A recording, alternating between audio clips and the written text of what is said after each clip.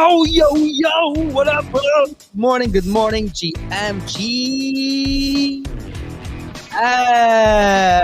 Woo.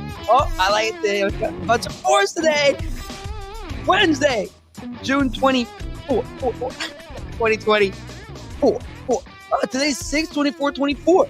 Look at that. Another beautiful day to have a beautiful day. And by the way, Tyler, do you know what time the show is when you're in Europe? 4. There you go. Incredible. I got my co-hosts in the house. Tyler, Mando, how you guys doing today? Awesome, man. How are you? Great. The first comment this morning is, Mando, tweet more, bro. Someone must have you in their fantasy top decks. Tyler, how you doing? I'm good, man. Gearing up for Bitcoin Nashville. Gonna be packing up today, heading out there tomorrow. And now the rumors that Kamala might be there. I'm not totally buying it, but anyway, hype is as high as it's been. Dude, that's right. What's funny though, it's like David Bailey tweeted about him talking to the team, and like Fox News immediately picked that up as like he's speaking. So I checked with the Decrypt writers. I'm like, yo, like, is he speaking? Like, no, the tweet is saying they're trying to get her to speak. But, you know, traditional media picked up on it. Like, yeah, she's speaking. That was weird. And then every source ran with it, quoting Fox News. So, like, this is wild. Because I was like, why aren't we writing about this if she's not speaking for real? Because she's not confirmed to speak yet. I'm not saying she won't. By the way, shout out to David Bailey and Bitcoin Magazine for, like, hustling. Because that would be insane to have all three, like, even Independent Party, Trump, and then Kamala Harris. So RFK and Kamala in one conference speaking. That would be epic. Like, that would really be something. I mean, good for our bags if every single party's trying to pump our bags. I'm just a Canadian token holder. You know, cousin of the North. Anyways, today on the show today, well, I'm feeling fantastic. Energy's all-time high. Daily market report, macro crypto, all that good stuff. Recap of day one of the Ethereum ETFs, which that was not that bad of a day, honestly. When you look at the numbers, was above everybody's expectations. So love to see that. We're going to be talking about that for sure. Crypto actually bounced pretty well overnight. You'd love to see that this morning. Burgers are bidding. Look at that. And then Tyler's top 100. Tyler's top 100 as usual. Let's see what Tyler's got in store for us. And then last but not least, we're joined by today's show partner. It's Unfucked, right? That's how I say it. Or Unfuck. Yeah, UNFK. Today's show partner. This one's going to be a funny one. If you're not on video, I think you're going to want to come on video for this one. We got a prankster coming up. So that one's going to be fun. So I'm excited to get that going. So without further ado, let's get this party started. Who is the man, macro daddy of the land? Can you dig it? Yeah, so it feels like for the last 24 hours, we've kind of gone swinging between ETH is dead to actually it looks all right to ETH is dead to actually it looks all right. I think in general, we saw decent inflows, about 109 million of inflows into the ETH ETF. That's net. There was a huge grayscale outflow. I think people perhaps underestimated the scale of the grayscale outflow. That was over 400 million, but you know, we're going to hope that BlackRock are able to see decent inflows over that period. But yeah, generally I thought it was fairly decent, and we'll see how that goes over the next few weeks. I think it's very, very early to say if it's been a success or not, but it's definitely not been a complete failure. I think that's very, very clear. So decent day. I think crypto's kind of had, like I said, had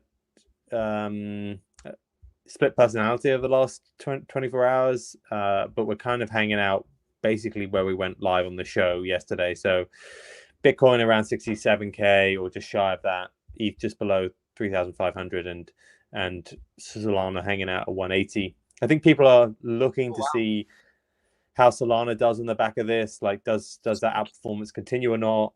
I think that will be the one thing to look at, but this was definitely a good 24 hours for crypto in general. You saw some movements from the Mt. Gox wallets.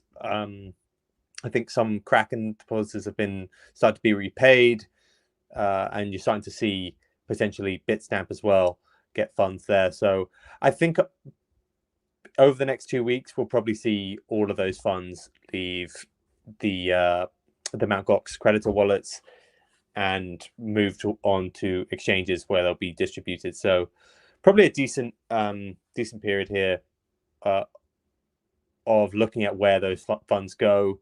We saw big outflows from Kraken actually over the last 24 hours, which indicated that people were actually taking out the Bitcoin rather than selling it, which I thought was interesting. And I imagine we'll see a decent amount from Bitstamp too. So I think the selling on the back of this will probably be a slow drip rather than anything more substantial there. I'm personally not worried about it. I feel like it's been priced in for so long now that it's less of a big deal. No. In terms of like broader bullish sentiment, like you said, Harris, there's some chatter about the fact that she might speak at Bitcoin Nashville, although it feels more chatter more than anything. But Mark Cuban came out yesterday and thought that she would have a more pro Bitcoin stance. I think it would be obvious for her to kind of be a bit more pro Bitcoin than maybe Biden and Warren have been. So we'll wait to see what happens there. There was some talk about JD, which is one of the biggest online retailers in China, are going to create their own stablecoin in Hong Kong, which I thought was relatively interesting. There's only going to be a few different stablecoin issuers in Hong Kong, and the fact that JD is going to be one of them, I think, points to the idea that it's getting the seal of approval over there. There was a big 100 million buy by a Hong Kong tech firm. What was it, a few days ago? So definitely seeing Hong Kong being a bit more pro Bitcoin.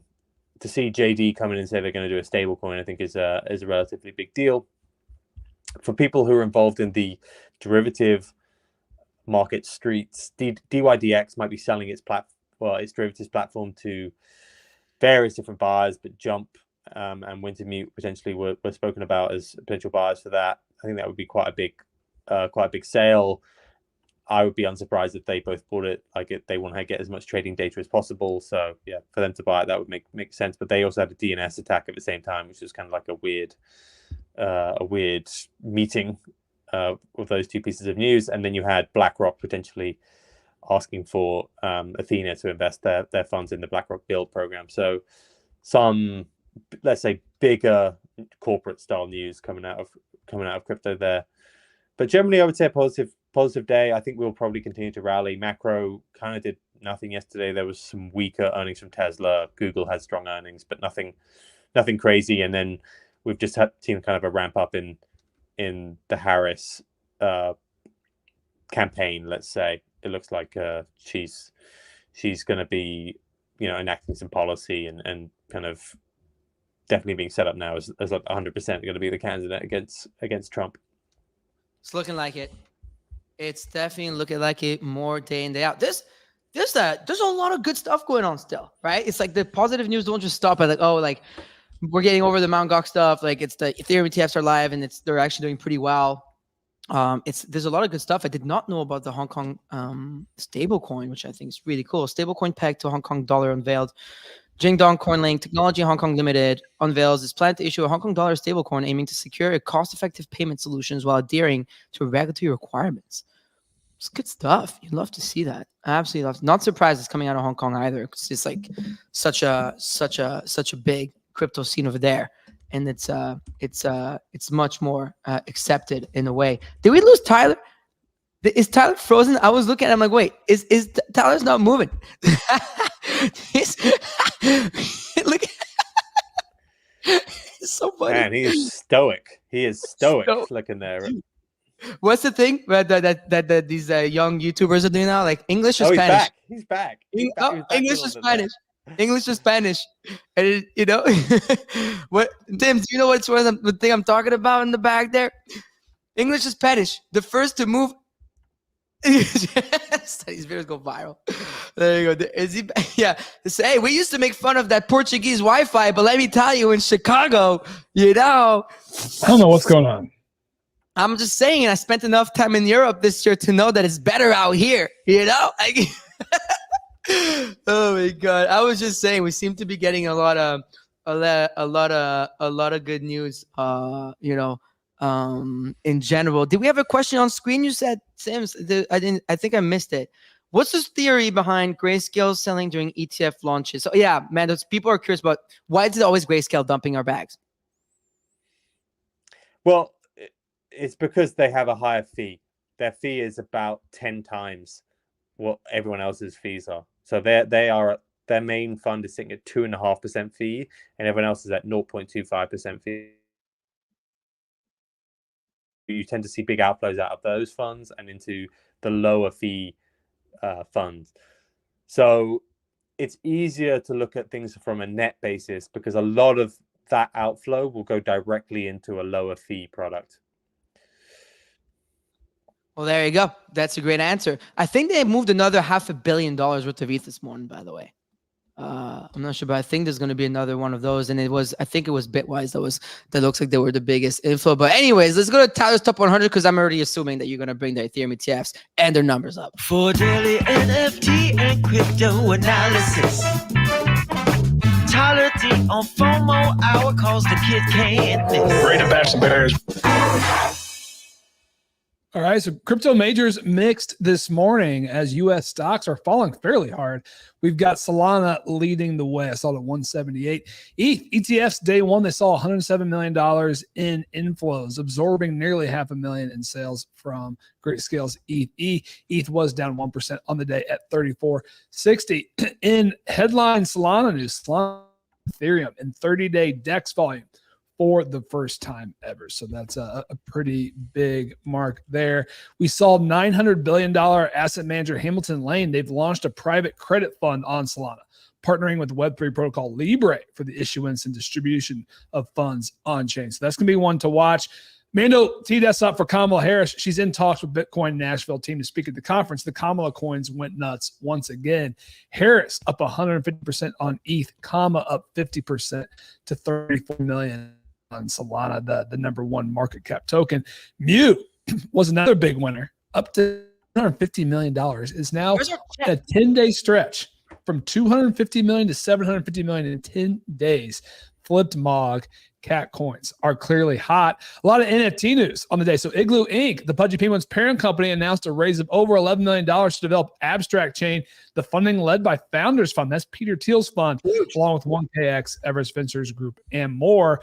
Doodles, huge additional news out of Doodles. They introduced Doodles TV, a direct-to-community media platform allowing artists and communities to own cultural moments. They're going to launch their Super Pass, providing access to all of those assets next week on Base. So look out for that. We saw Garga and the Other Side team drop new teasers for Project Dragon Event 1 that's taking place this Saturday. You will need a Yuga ID to take part in that. So that's of note.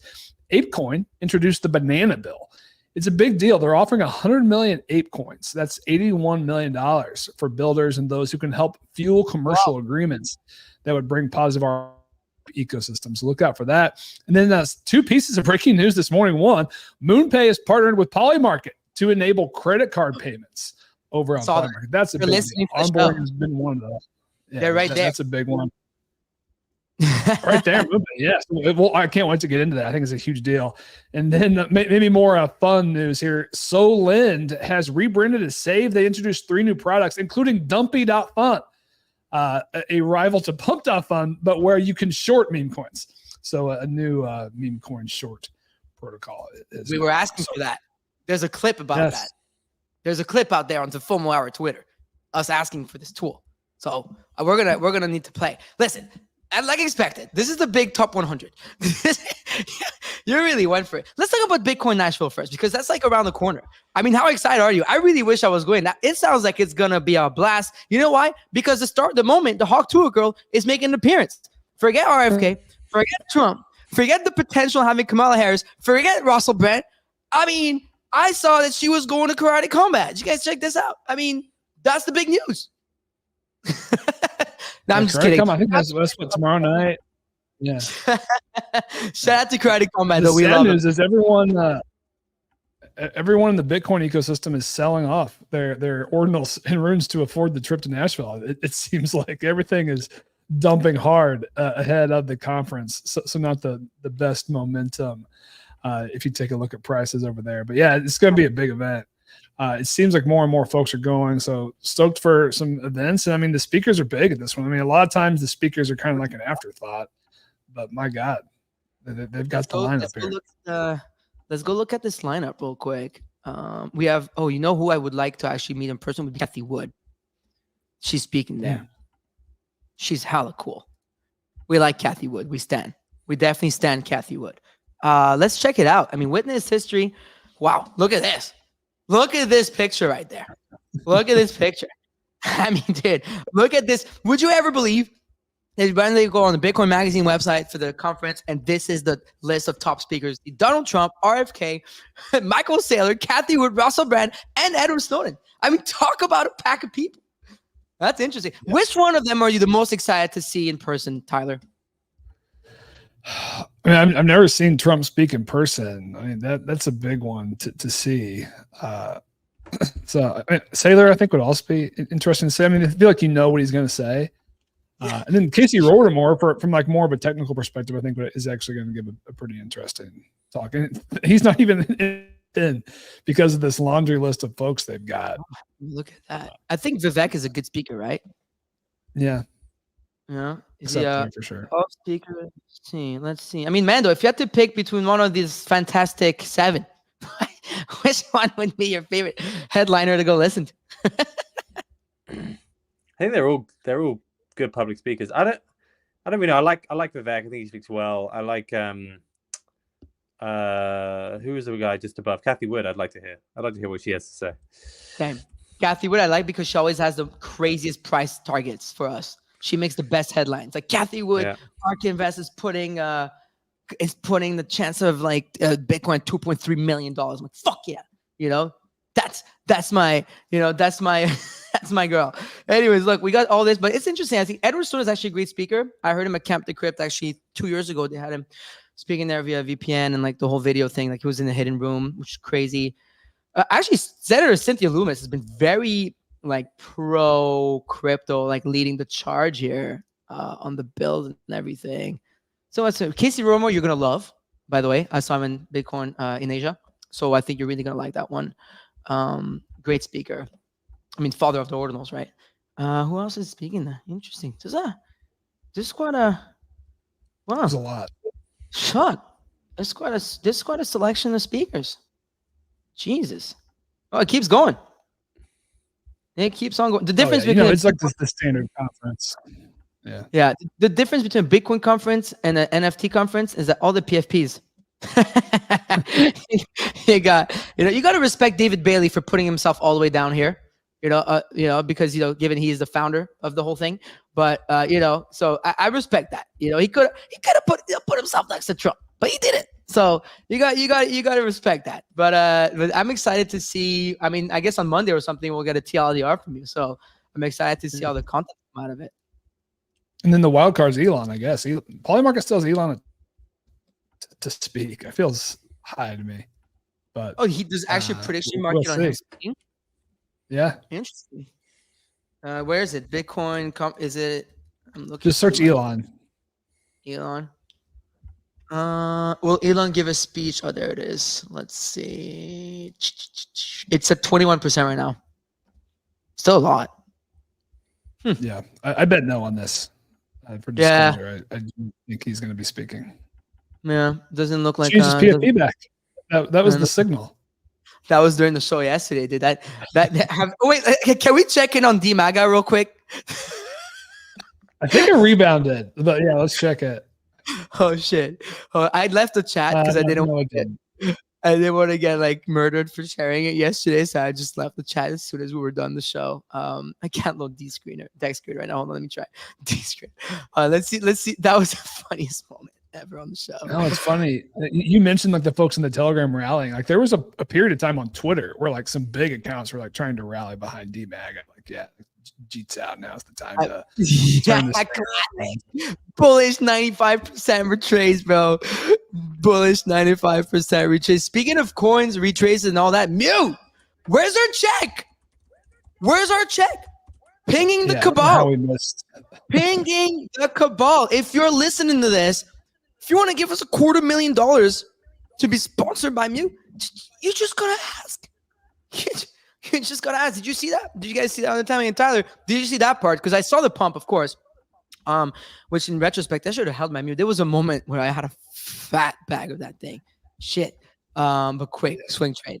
But yeah, did you see that? So I've seen it more on my timeline too. So I saw the chatter about the KOLs, and I had kind of seen more of Mew, just more organically in quotes now, of course, because of the payments. But like whatever they're doing, I mean, it's working. Literally 10 days. It was like 265 million 10 days ago. And now at all-time high, it flipped Mog, and it's knocking on the door of PopCat. And so I was thinking about this morning. I mean, Solana. So Pepe is the number one meme coin, right? Well, put like Doge and Sheep aside. So Pepe is at 5.4 billion. Solana's got the next 4 now. So with Bonk, PopCat, and now Mew before you get to Mog. The next one up on ETH. Well, Mog is back above you now. But yeah, it's like they're like head to head. 690 million when I checked. So, okay, so they're just going to keep flipping each other. Yeah, I think they're going to go band for band, PopCat, Mew, and Mog at this stage. That's kind of what it's been like. But Pepe had a good bounce, boys. Look at that. It's pretty decent pump, 5.4 billion. Nice. How about some around 495? It feels like whenever WIF gets more than 50%. Yeah. I mean, WIF is not bad. You're looking at 263. It's up. I mean, Solana. I mean, let's talk about this for a second. Like this, Solana is performing like crazy right now, boys. It's wild. This motherfucker don't miss, man. This thing is going so much higher. There was a good chart which a lot of Sol Maxis were sharing today, which was. Yeah, that.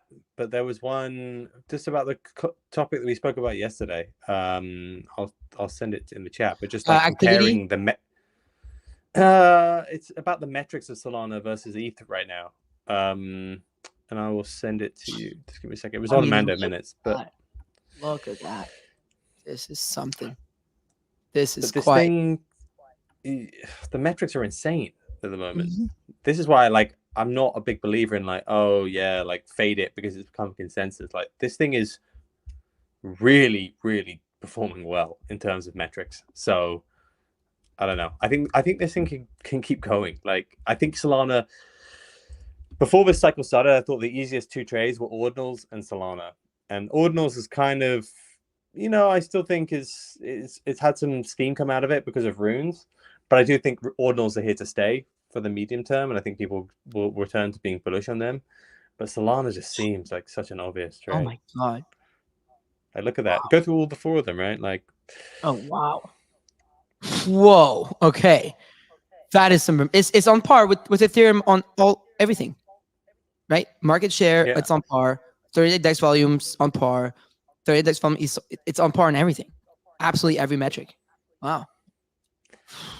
I think the main one would be total economic value as well, which is it's not quite reached it, but it's getting close. Yeah, that is definitely impressive. Well, Ferrari is not accepting Solana yet. They announced they're accepting Bitcoin and Ethereum. So that's the metric that you're getting beat on. But that's good because that means that we're not going to be dumping our Solana for Ferraris yet. We're going to wait for that, right? $1,000 coin. Tyler, speaking of Ethereum, 3 big news on the NFT side again and again. The same folks of the last few weeks. I mean, talk to me abstract doodles and all that good stuff. I mean, love the abstract news. Let's dive into that. Yeah, so yesterday, Igloo Inc., which is the Pudgy Penguins parent company, they announced a raise over $11 million to develop Abstract Chain. The funding was led by a Founders Fund, which is Peter Thiel's fund, along with 1KX and a few others. So they plan to use the funds to build out Cube Labs, which is the new group that will oversee the development of Abstract. It raises the question of what is Abstract. And yesterday we got the introduction. Luca and team took the opportunity to introduce to the world yesterday. In quick summary, what is it? It's going to be the new blockchain crypto using their words behind Pudgy Penguins, Ethereum, Kubernetes, who are driving this. They plan to win consumer crypto via culture and community, along with brand and builder support. And they're saying builders will be incentivized via marketing support, connections to partners, tech assistance, proven mass distribution, and other incentives. This is going to be using ZK Sync, Tech Stack, and Eigen to provide cheap, fast, and secure transactions. And they are launching an incubator, the Abstract Builder, that is coming soon for interested builders. So that was a nice introduction. I think now we're just kind of waiting to see like what are going to be the first apps to launch here on Abstract, and folks are itching to get involved. We saw CBB, notable Blur and Blast Farmer. He announced this morning he's out. He bridged all his money out of Blast. He took a haircut on the tokens he was going to receive. Oh, shit. And he's like, okay, I'm looking for my next one.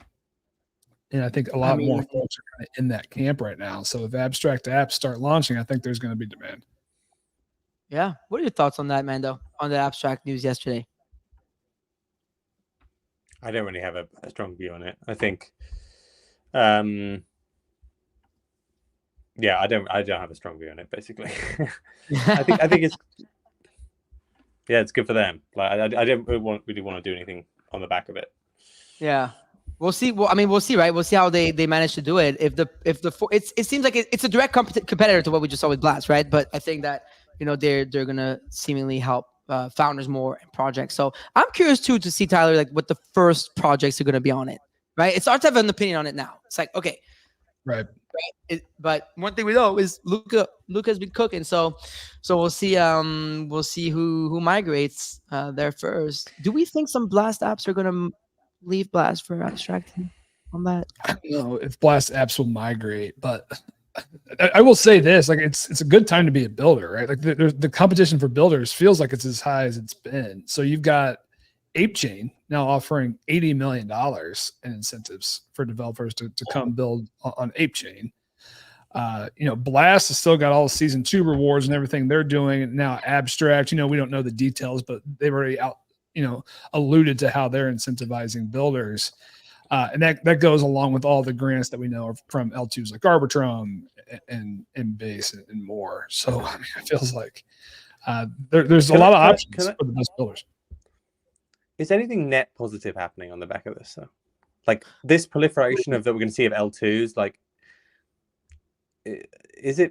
are we just like doing it so we have a new token, or like is actually anything? If we're just gonna have 100 L2s, which all say, hey, we have a DEX on our L2, we're gonna have some form of IP play. Like, is anything net actually being done here, or is it just a way for everyone to raise money? Well, it's not net until there's a successful app. I guess that, like, it's not net negative either. I think like it's not. I mean, it's tough to see it's net positive until there's a successful app that's built on top of it. Like a poly market is net positive.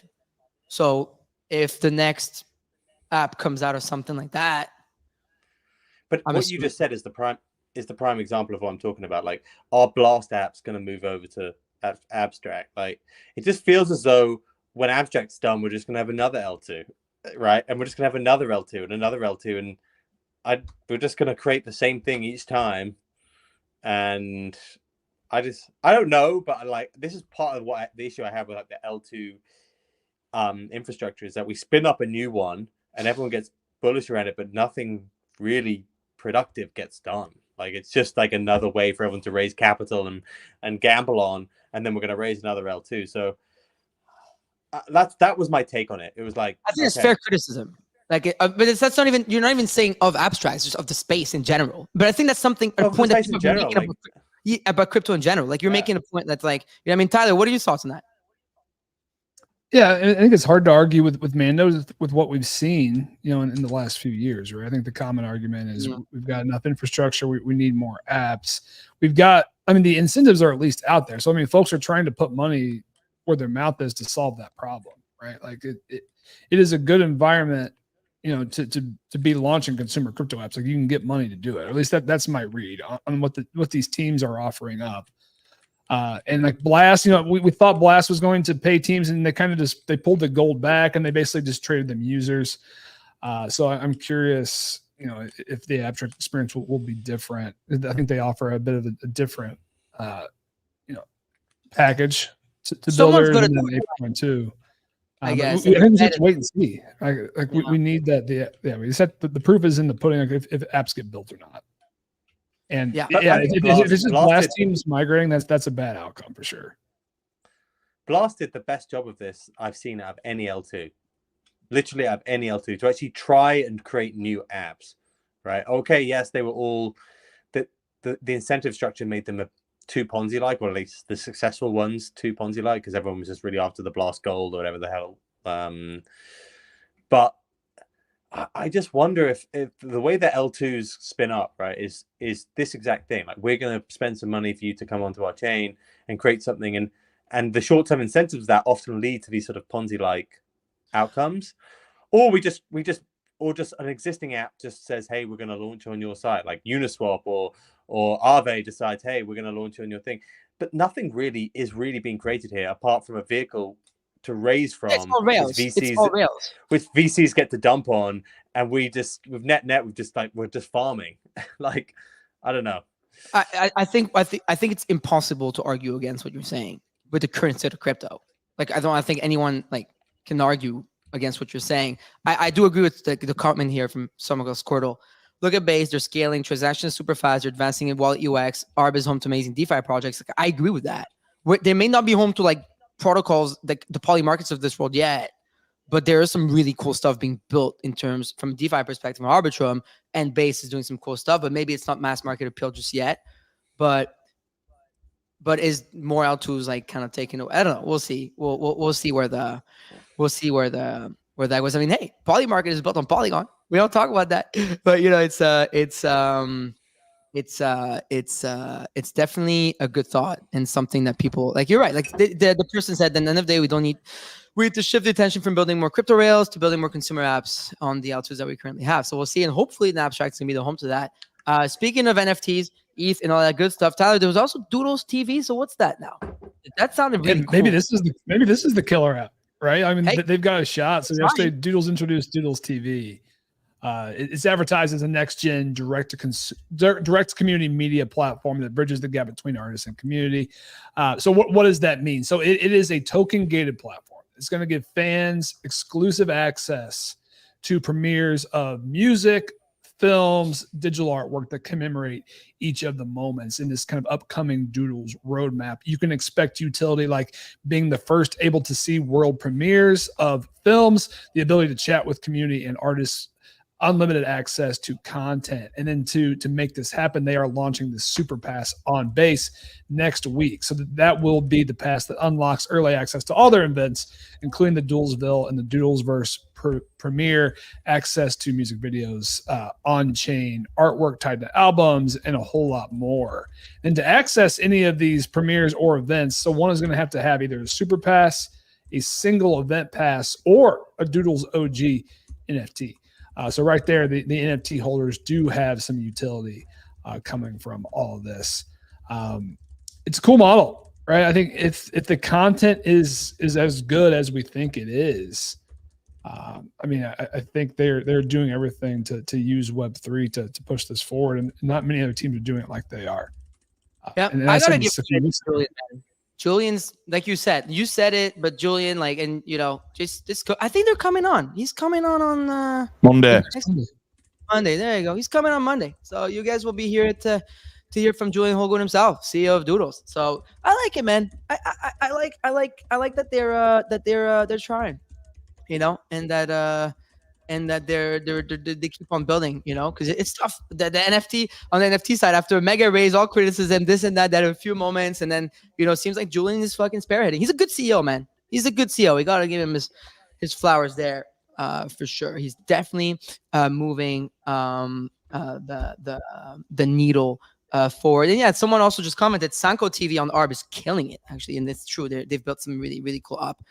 I'm actually a personal fan of that. You guys have probably heard of the DMT token on there, but it's actually pretty cool. So we're getting there.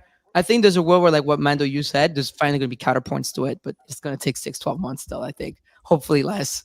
Hopefully not. Hopefully in the year we'll be able to look back at this and no, now we have this and that.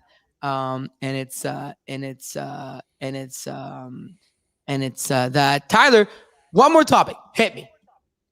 And then we're going to get... We got shout out to MoonPay, a partner of ours in Poly Market. I feel like one of my bigger criticisms of Polymarket has been the onboarding experience.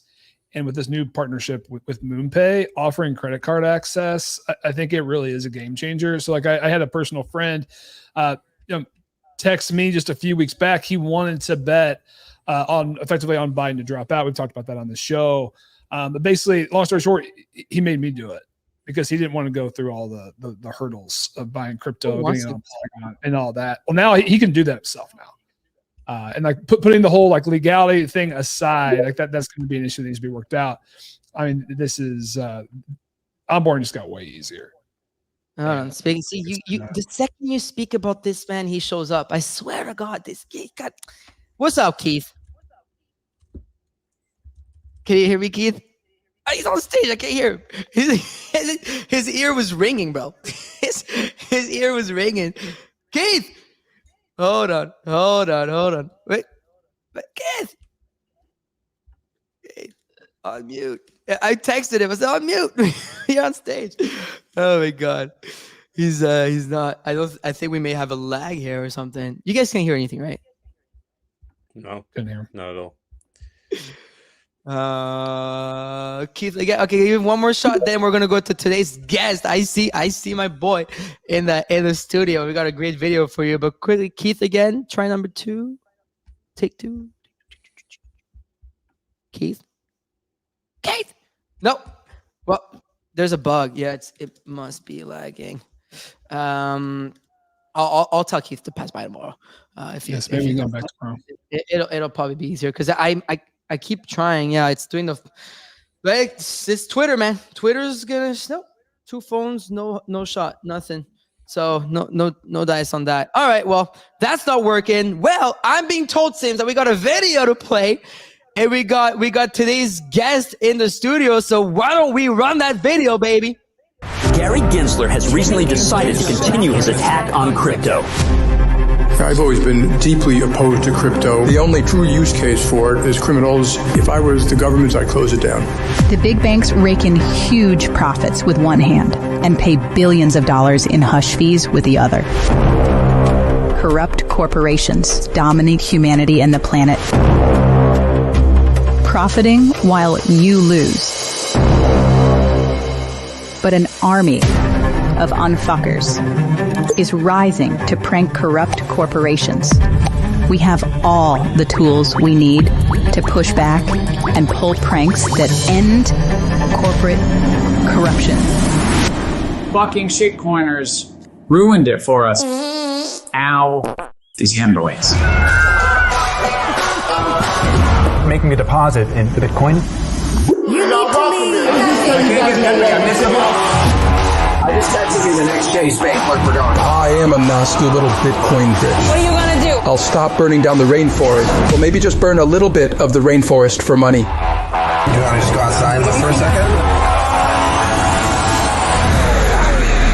I got 3 different calls from the bank saying you guys are playing dress up, doing some sort of crypto prank on them. I do not consent. You are violating our First Amendment constitutional rights. That's how you create generational wealth. I'm sorry? I gotta ask you to leave. We're opening an account.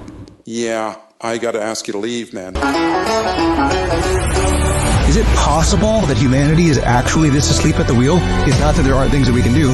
It's just that we're not doing them. This is no filming. Giving it all away. We are speaking truth to power. That's why we are here with the party with a purpose at the foot of the big banks that are profiting on the destruction of this planet. Ma'am, I'm Jamie Dimon, CEO of JP Morgan, okay?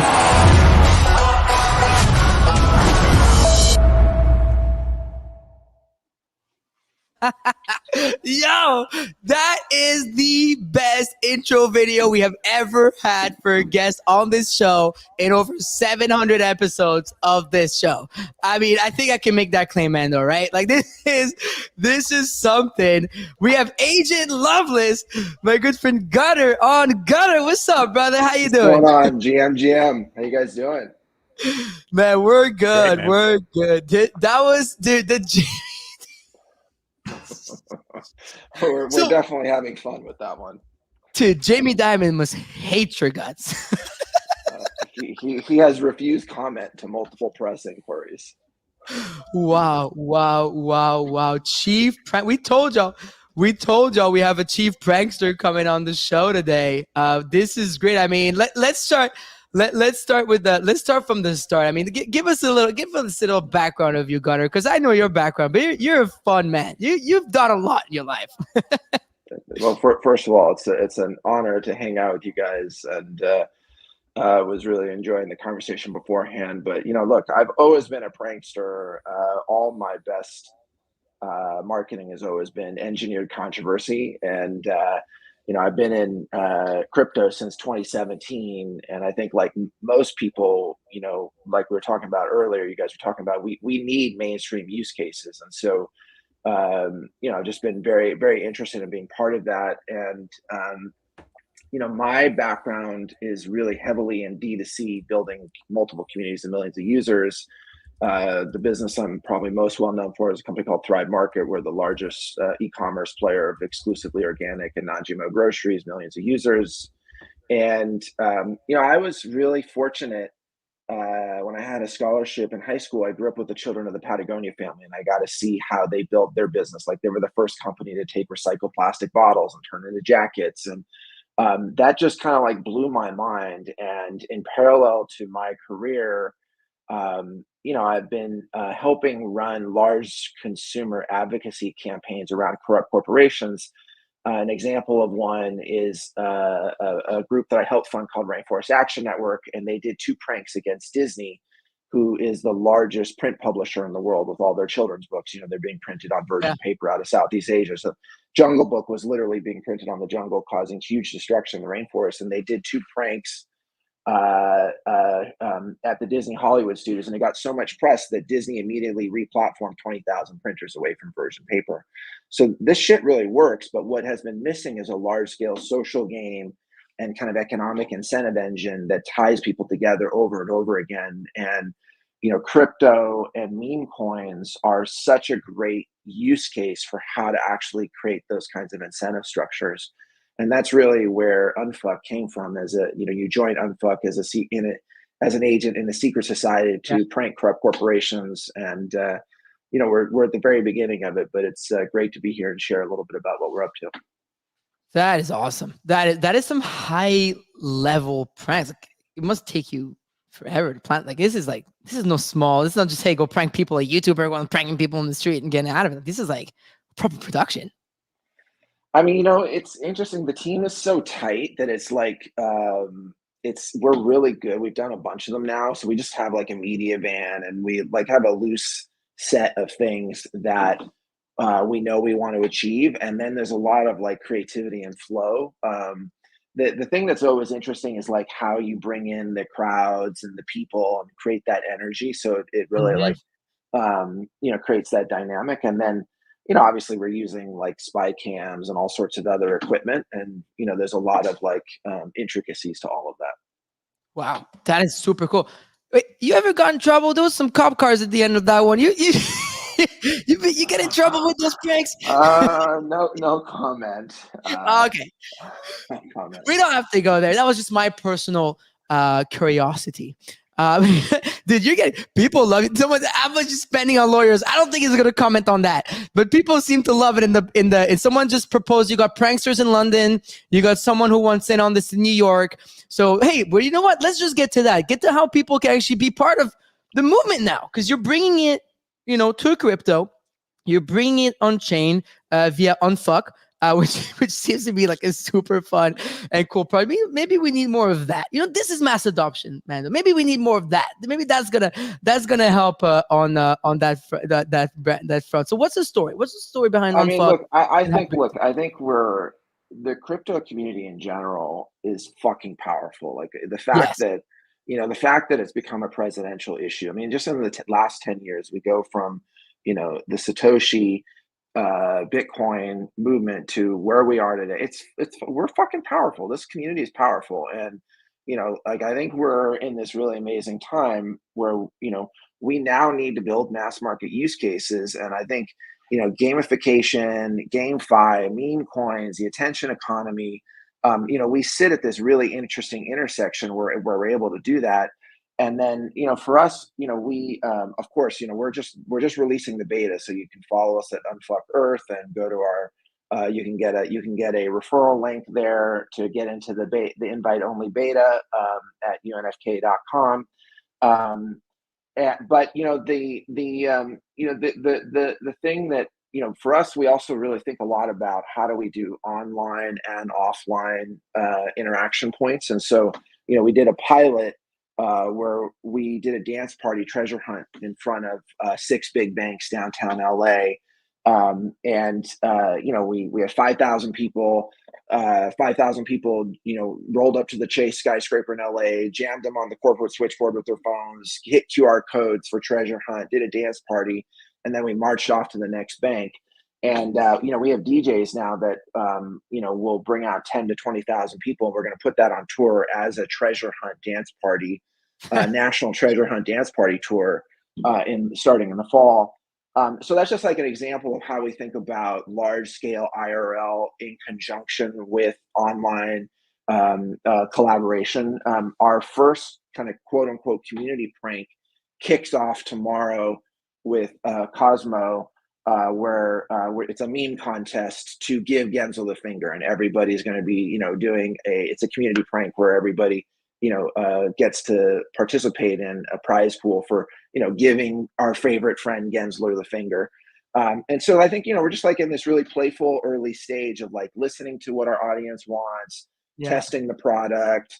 And we just have great partners. So it's been a lot of fun. So tomorrow, you said everybody's giving Gensler the finger. I'm looking at I'm looking at your page here. Let me share it again. You know what I like though is like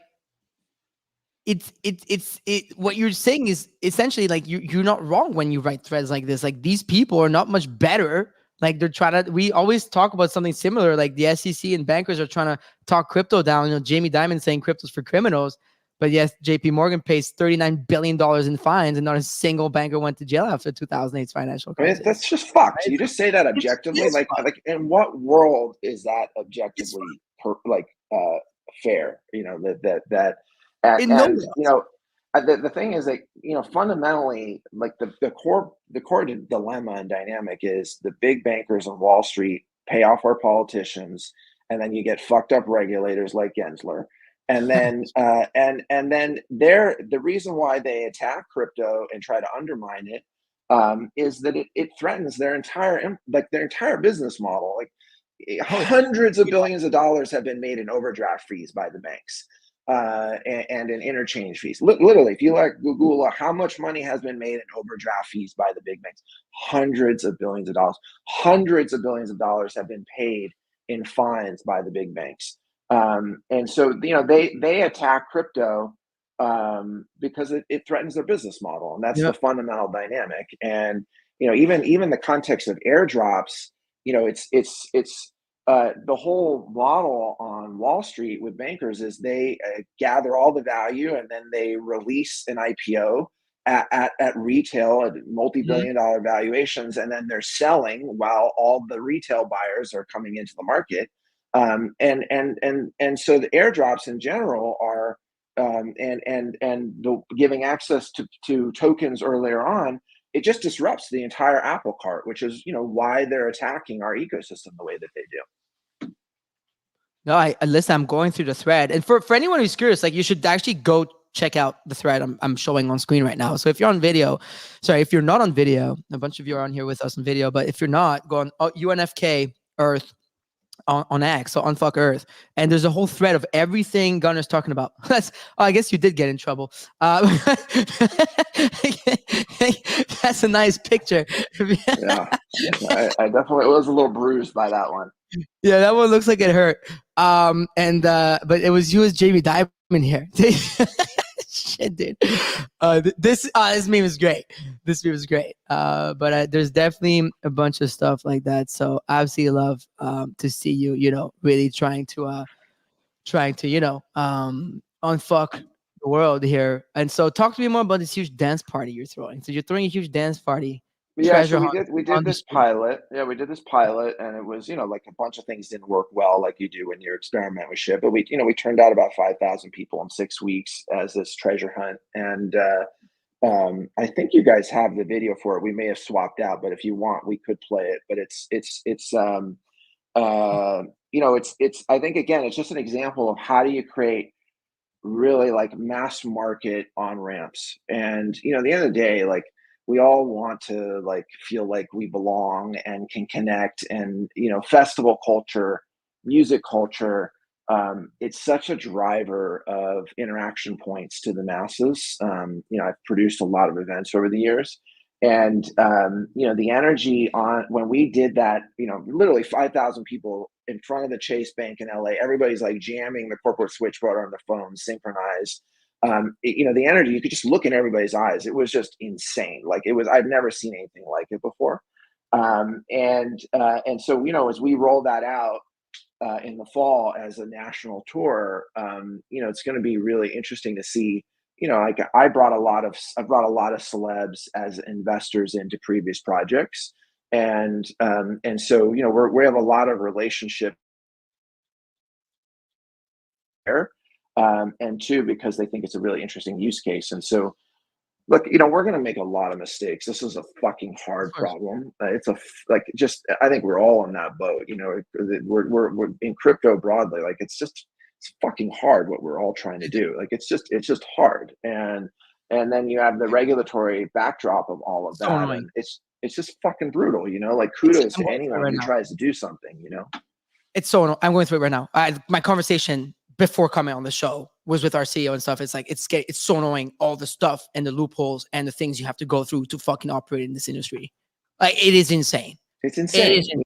I had to show proof of residence to the bank account yesterday so I can keep paying people through this bank again. It's like the third fucking time that the bank is trying to shut us down. It is insane.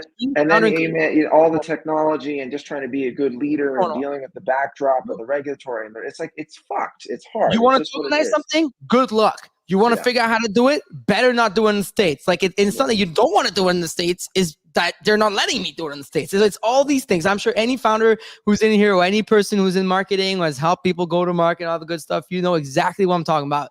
And it's so true. It's so frustrating.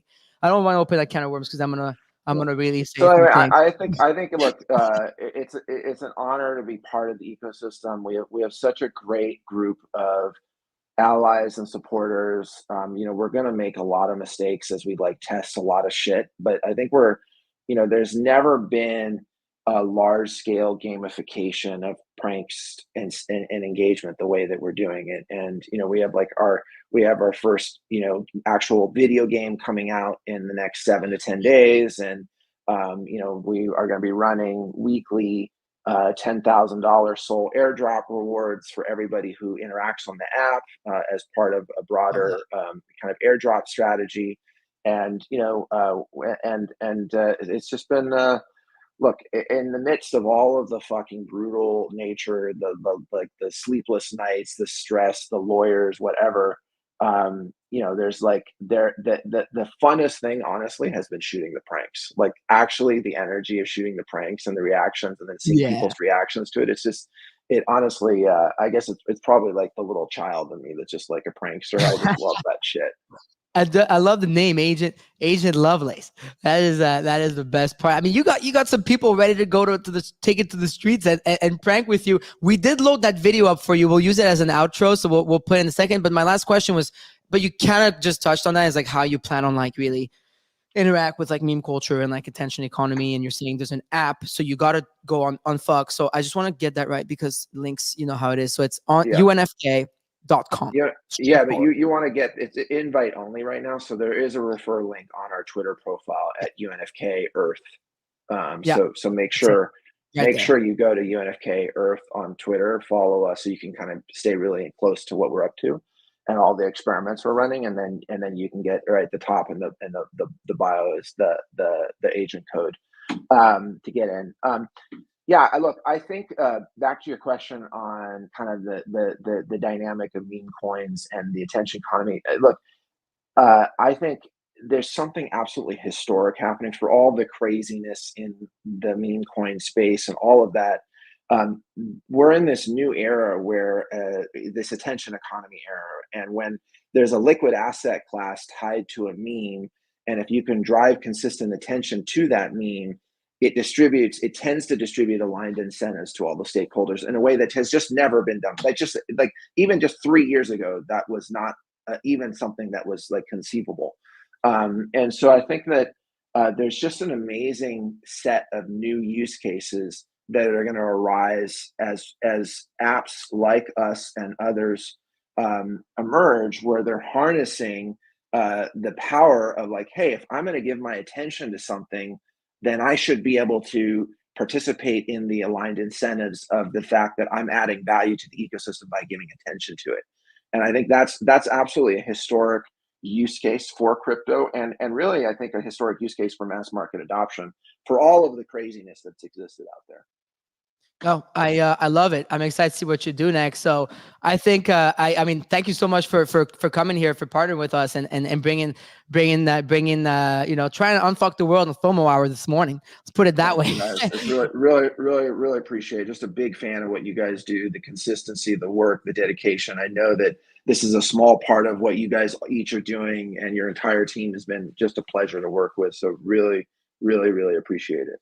Listen, we appreciate you, and I can't wait to see everything launch. I can't wait to see the next prank. That's for sure, for sure. And I can't wait to see everything else you guys are gonna have coming out, including that game. That's gonna be quite funny. That was gonna be quite funny. I think people are gonna really appreciate that. So you know what? For the outro, why don't we run that video you were talking about? We talked about earlier. Agent Lovelace, aka Chief Prankster at Unfuck. Thank you so much for being here. Thanks, Mando, guys. Tyler. Tomorrow morning, 10 a.m. Eastern. See you guys in cyberspace. Cheers. See you in cyberspace. All right, Sames, kick it, baby.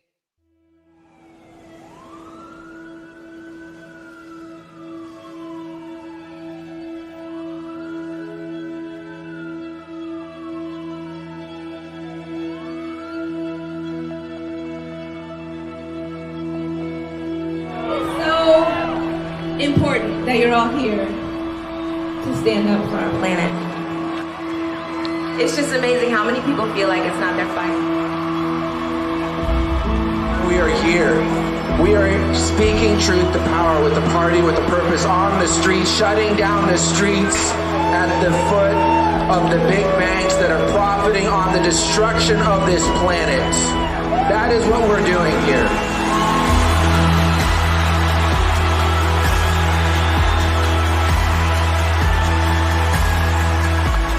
Raising our voices, tagging them on social, telling them how we feel, that we are not going to stop until they stop their bullshit.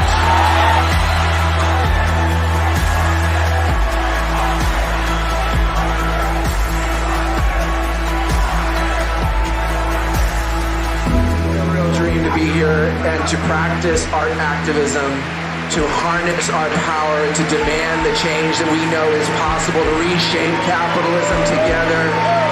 Thank you.